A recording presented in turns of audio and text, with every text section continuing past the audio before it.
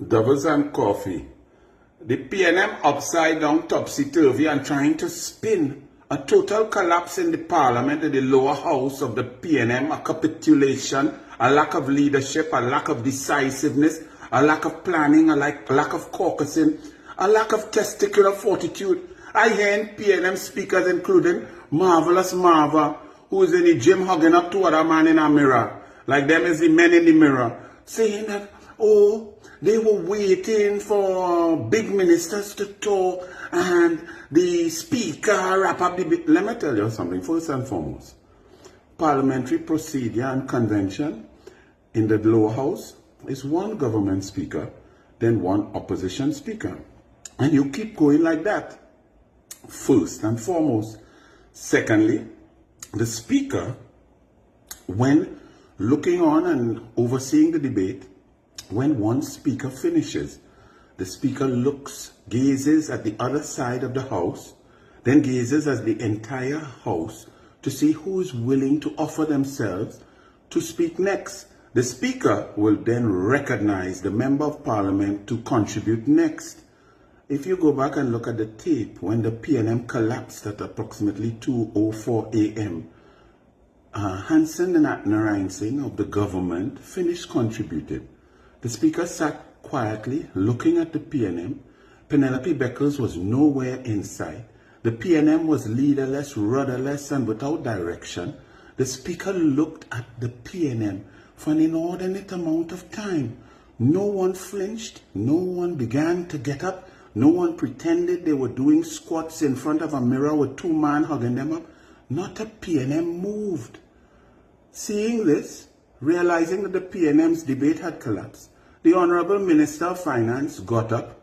As he began to get up, he caught the eye of the Speaker, and the Speaker recognized the Minister of Finance, and the budget debate ended in a total shambles for the PNM.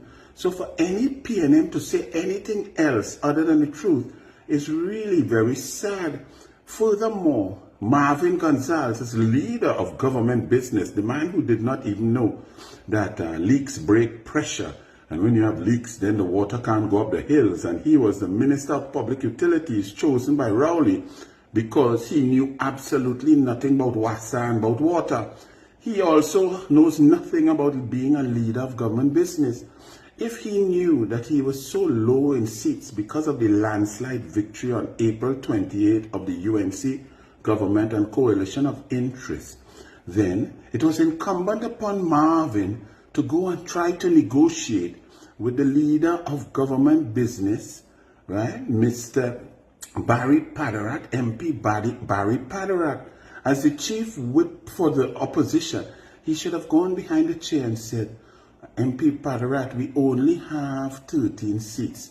Y'all have 28. Could we arrange maybe like 2 or 3 government speakers, then one opposition and so on? And once there's agreement, then that could take place. But having not done that, the convention and the norm, the status quo remains. One government member, then one opposition. The problem is that the opposition has no leader, and there are few of them who want to be leaders. So therefore, to contribute at 2 a.m., when the entire country is asleep and nobody will put them in the newspapers, when Penelope Beckles already took the headlines with her diatribe and her ridiculous contribution, they were fighting to see who could be first or second the next day, when the media will be watching and the people will be watching, because they're all thinking about themselves and trying to lead that cult called the PNM. It was a disgraceful display of the PNM. For the first time in their history since 1956, the PNM showed a lack of leadership, a lack of discipline, utter chaos, and a budget debate collapse because they could not contribute. Furthermore, the contributions that went before were boringly repetitive, tedious, oppressive to the ears and the brain cells. So the PNM collapsed in more ways than one. So Marvelous Marva, don't spin like a ballerina in a pink shoes.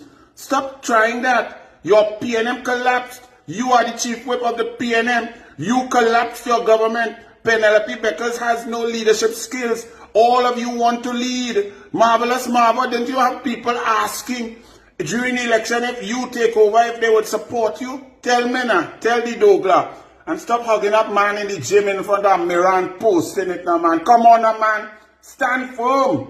Stand like a man. Marva, bless.